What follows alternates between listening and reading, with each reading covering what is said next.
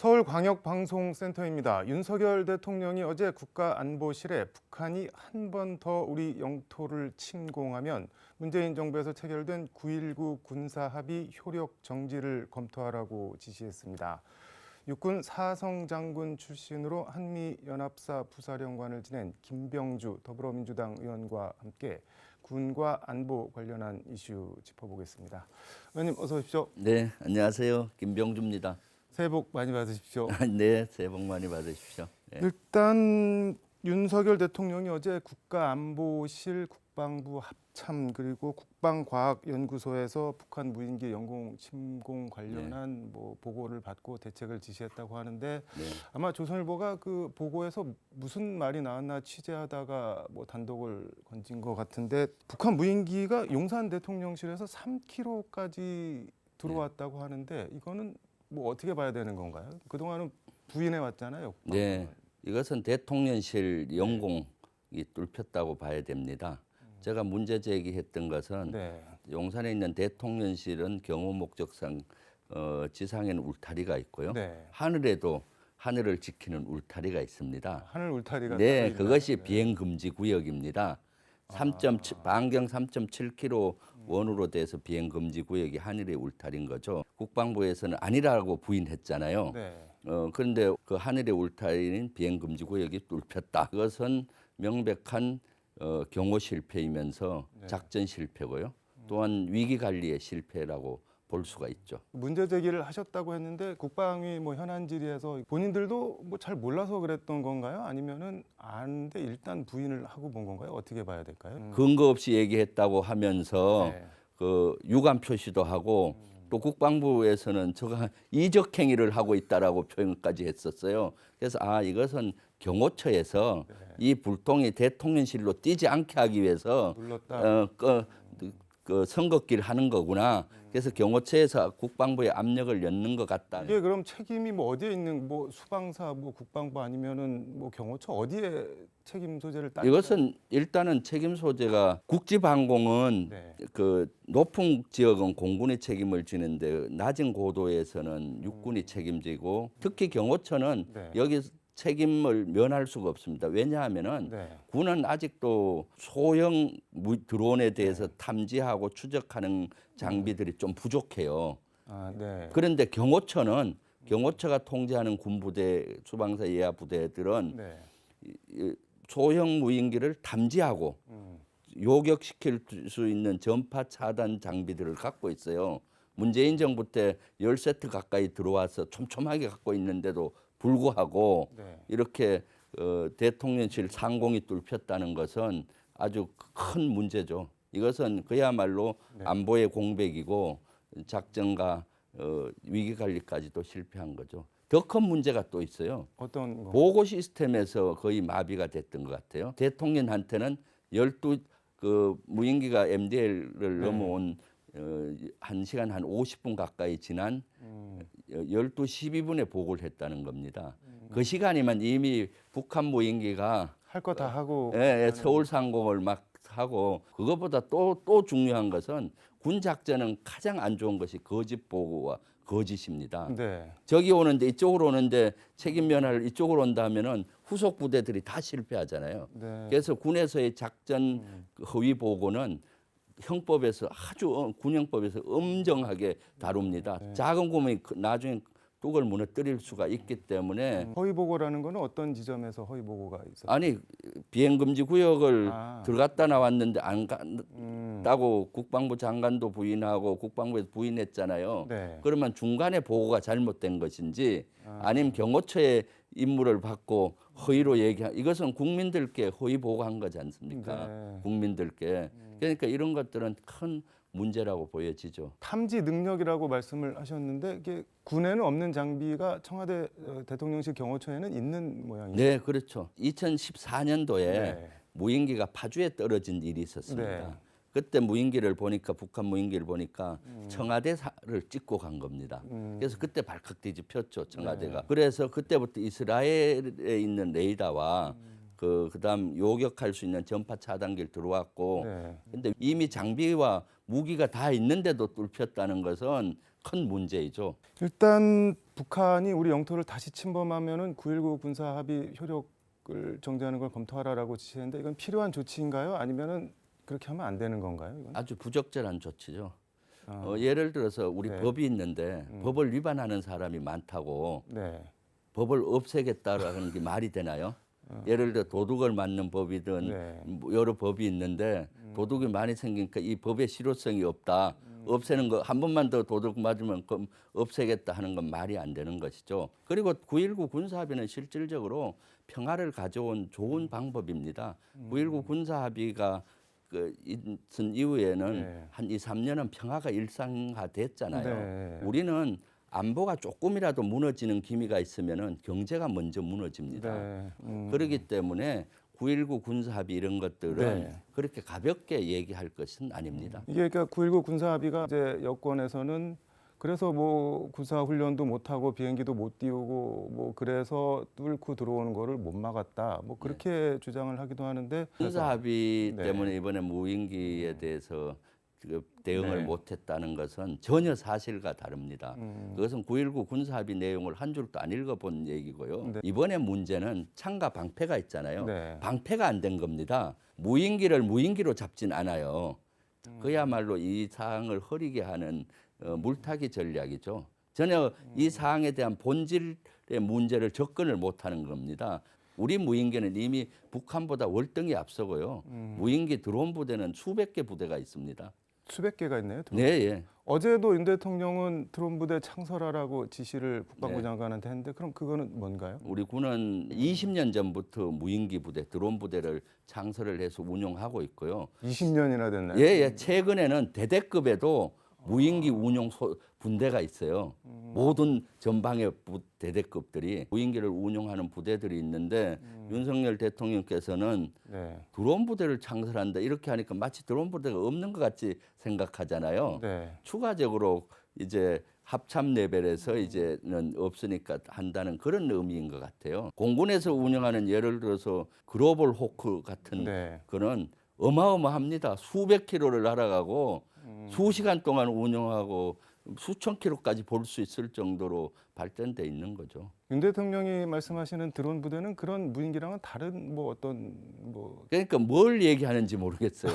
드론 부대가 그렇게 많이 있는데 네.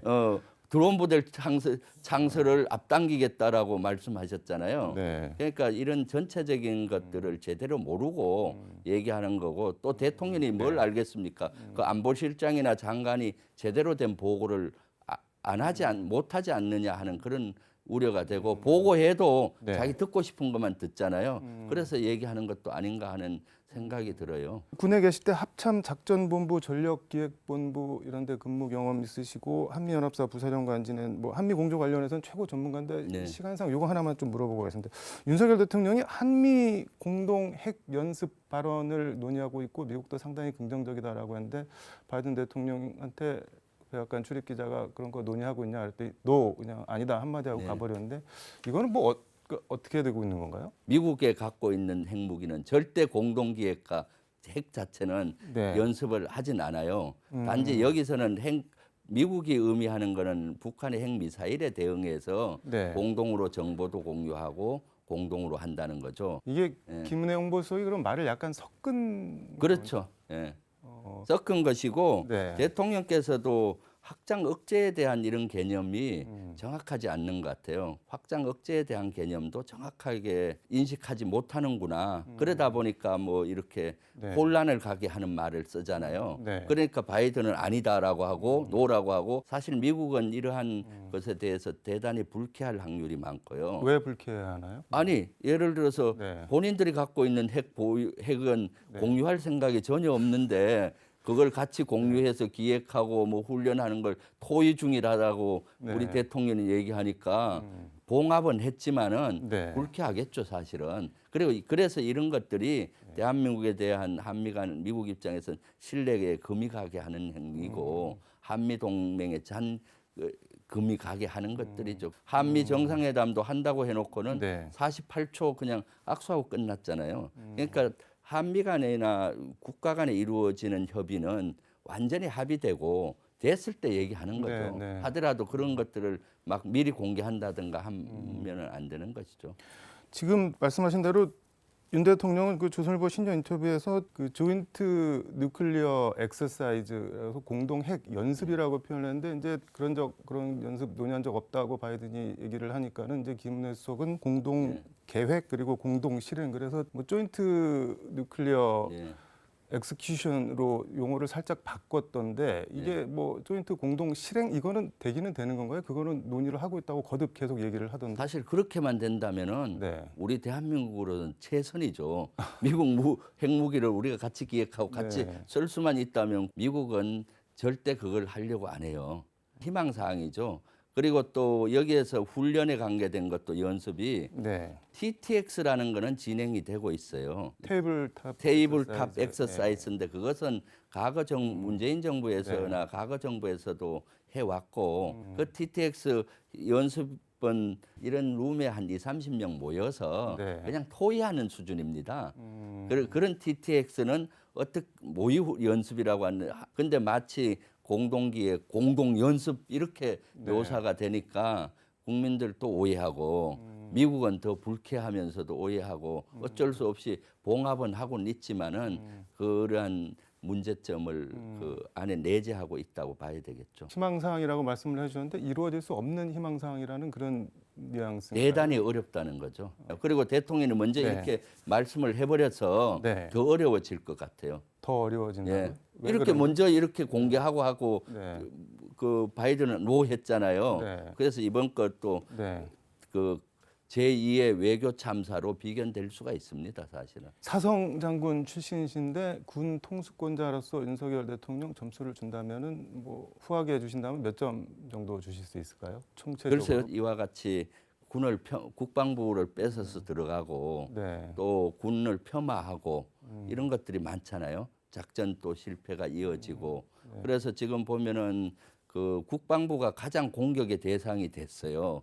처음에 국방부 건물을 뺏어 들어가고 그리고 작년 추경 때 국방비를 1억 5천이나 삭감을 했었거든요. 1억 5천은 예, 1조 5천억. 1조 5천억. 엄청난 걸 삭감을 했었고요. 네. 보통 보수 정권이 안보에 강하고 안보를 튼튼히 한다 뭐 그렇게 인식하고 있지 않나요? 그것은 보수의 역설입니다. 항상 진보 정부에서 훨씬 그런 국방을 중시 여기느냐의 기준은 네. 국방 예산을 얼마나 투자하는 겁니다. 국방 예산은 문재인 정부에서 훨씬 더 노무현 정부, 김대중 정부에서 훨씬 더 많이 보수 정권보다 투자를 했었죠. 네. 그러니까 말로만 하는 안보일 확률이 많죠. 그래서 윤석열 정부의 전반적인 안보 분야는 낙제점이다.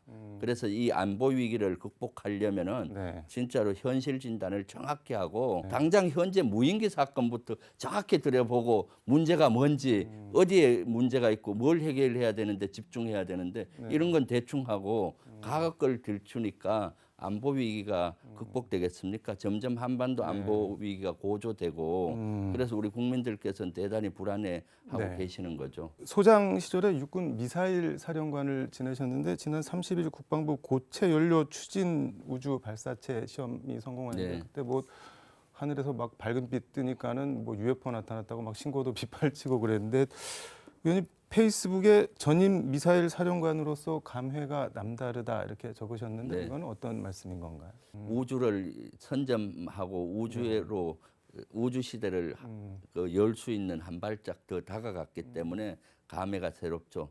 왜냐하면은 우주를 열려면은 우주 발사체가 발전이 돼야 돼요. 근데 고체 연료를 이용한 이것은 미국의 한미 미사일 지침으로 제약을 많이 받았어요. 고체는 안 된다는 거죠. 왜? 고체는 바로 무기로 전환될 수 있기 때문이죠.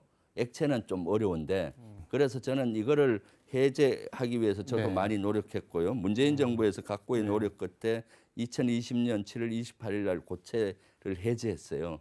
불과 2년 반 만에 지금 2차 시험을 성공한 거거든요. 그러면 2, 3년 내에 우리 손으로 만든 고체 우주 발사체로 우리 군사 위성을 쌓아 올릴 수가 있는 시대가 오는 거고 우주 시대가 활짝 열릴 수 있어서 저는 진짜로 감회가 새로웠죠. 10년 전에 제가 미사일 사령관 할 때 미사일이 통상 보면은 무기로만 인식. 이것은 우주를 여는 그래서 가자마자 제가 비전부터 바꾸었습니다.